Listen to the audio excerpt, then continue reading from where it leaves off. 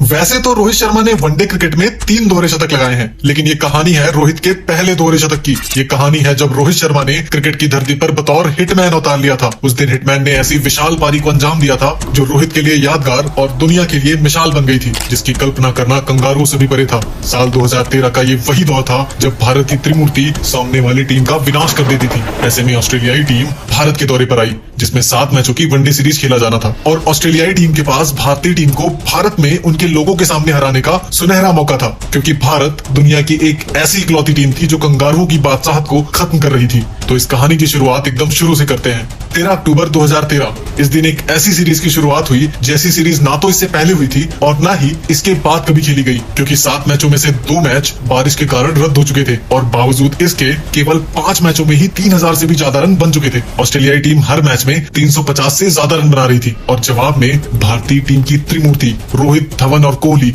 उस स्कोर को पौना साबित कर देते थे। इस पूरे सीरीज में भारतीय टीम ऑस्ट्रेलिया को कड़ी टक्कर दे रही थी और अब ये सीरीज 2-2 की बराबरी पर आ खड़ी थी। 2 नवंबर 2013 इस सीरीज का निर्णायक मुकाबला बेंगलोर के एम चिन्नास्वामी स्टेडियम में खेला जाना था। ऑस्ट्रेलिया ने टॉस जीतकर भारत को पहले बल्लेबाजी करने के लिए आमंत्रित किया और रोहित और धवन की जोड़ी पारी की शुरुआत करती है। गब्बर के नाम से जाने जाने वाले शिखर धवन तीसरे ओवर में लगातार 3 चौके मारकर कंगारुओं पर धावा बोल देते हैं और साथ ही रोहित शर्मा भी बड़े शॉट्स खेलना शुरू कर देते हैं। दोनों ही खिलाड़ी एक के बाद एक प्रहार किए जा रहे थे और कंगारुओं के पास इन दोनों का कोई तोड़ नहीं था। अभी मात्र 15 ओवर ही बीता था कि टीम का स्कोर 100 रनों के पार जा चुका था। दोनों खिलाड़ी पहले विकेट के लिए 112 रनों की बेहतरीन पार्टनरशिप कर चुके थे, लेकिन तभी शिखर धवन 57 गेंदों पर 60 रनों की पारी खेलकर डुहाटी की गेंद पर एलबीडब्ल्यू आउट हो जाते हैं। अब यहाँ से स्कोर 300 के पार जाना तय था, क्योंकि रोहित शर्मा और विराट कोहली की जोड़ी मैदान पर होती है, लेकिन एक शॉट के दौरान कोहली रोहित शर्मा की गलती की वजह से रन आउट हो जाते हैं और अचानक से पूरे स्टेडियम में सन्नाटा छा गया, मानो भारतीय दर्शकों ने मौत का मंजर देख लिया हो। और उधर कंगारू खुशी के मारे मैदान में कूद रहे थे। अब रोहित शर्मा का साथ देने सुरेश रैना क्रीज पर आते हैं, लेकिन कोहली के आउट होने की वजह से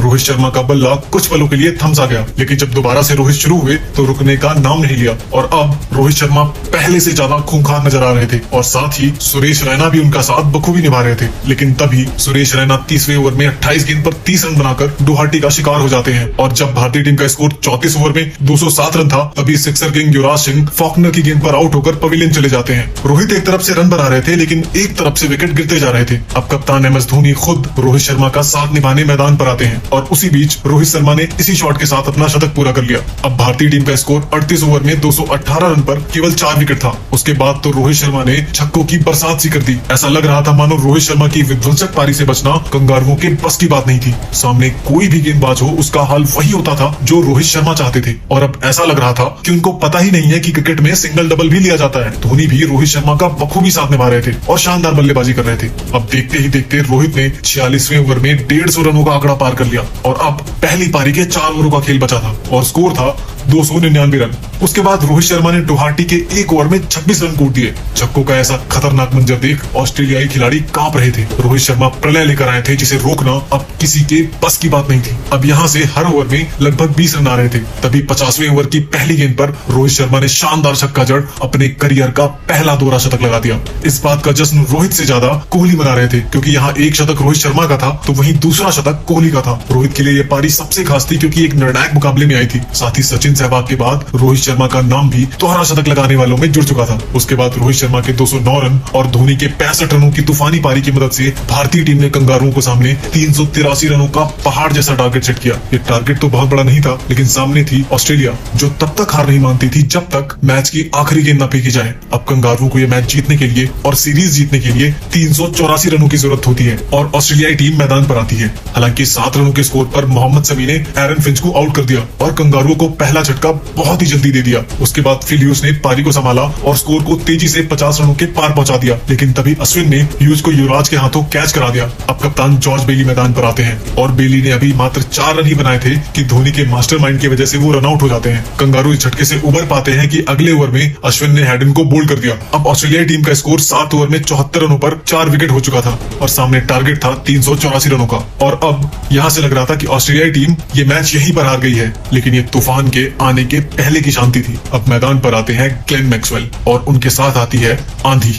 मैक्सवेल मैदान के चारों तरफ चौकों और छक्कों की बरसात कर देते हैं और देखते ही देखते मात्र 18 गेंदों पर अपना 50 पूरा कर देते हैं। लेकिन 132 के स्कोर पर शमी ने वोक्स को बोल्ड मार आधी टीम को पवेलियन भेज दिया था। लेकिन खतरा अभी भी टला नहीं था, क्योंकि ग्लेन मैक्सवेल की मार भारत को हार का मुंह दिखा सकती थी। लेकिन अगले ही ओवर में विनय कुमार ने जडेजा के हाथों मैक्सवेल को कैच आउट करा दिया। अब 150 रनों के भीतर कंगारुओं के 6 विकेट गिर चुके थे। लेकिन कंगारुओं को ऐसे ही हार मानने के लिए वर्ल्ड चैंपियंस नहीं कहा जाता, क्योंकि उसके बाद जेम्स फॉकनर और शेन वॉटसन मैदान पर होते हैं और ये दोनों ही हार मानने को बिल्कुल भी तैयार नहीं थे। अब दोनों छोर से लगातार चौकों और छक्कों का तूफान आ रहा था। उसी बीच फॉकनर ने अपना 50 पूरा कर लिया, लेकिन शेन वॉटसन ने सिर्फ 22 गेंदों पर 49 रन बना दिए थे। ये दोनों बल्लेबाज अपनी टीम को जीत के करीब पहुंचा रहे थे। लेकिन तभी जडेजा ने वॉटसन को पवेलियन का रास्ता दिखा दिया। उसके बाद कुल्टर नाइल को भी जडेजा ने आउट कर दिया। लगातार समय समय पर विकेट तो गिर रहे थे, लेकिन मुसीबत तो जेम्स फॉकनर बने हुए थे। उस दिन उनका बल्ला चौके छक्के नहीं बल्कि आग उगल रहा था। और इसी बीच फॉकनर ने मात्र 57 गेंदों पर ही अपना शतक पूरा कर लिया। ऑस्ट्रेलियाई टीम का स्कोर 39 ओवरों में 298 रन पर 8 विकेट हो चुका था और यहाँ से जरूरत थी मात्र 66 गेंदों पर 86 रनों की, जो कि आसान लग रहा था क्योंकि फॉकनर बहुत ही अच्छी बल्लेबाजी कर रहे थे। लेकिन भारत के लिए अच्छी खबर ये थी कि भारत को केवल 2 विकेट की जरूरत थी। उसके बाद भी फॉकनर रुकने का नाम नहीं ले रहे थे। लेकिन जडेजा ने मैके को बोल्ड कर दिया और थोड़ी देर बाद ही शमी की गेंद पर फॉकनर लंबा छक्का मारने के चक्कर में आउट हो जाते हैं। भारतीय टीम का ये जश्न बता रहा था कि भारतीय टीम ये मैच कितनी मुश्किल से जीती है। और इसी जीत के साथ भारत ने इस मैच को तो जीता ही, साथ में सीरीज को भी जीत लिया और साथ में कंगारुओं के गुरूर को तोड़कर चकनाचूर कर दिया। और रोहित शर्मा को शानदार दोहरे शतक के लिए मैन ऑफ द मैच चुना गया। तो वही मैन ऑफ द सीरीज भी रोहित शर्मा को ही दिया गया। रोहित शर्मा की शानदार बैटिंग को आप 10 में से कितने नंबर देना चाहेंगे, कमेंट करके जरूर बताना। और हाँ, वीडियो पसंद आया हो तो लाइक करके चैनल को सब्सक्राइब जरूर कर लेना। बहुत ही एक्साइटिंग वीडियोस आने वाली हैं। मिलते हैं अगले वीडियो में।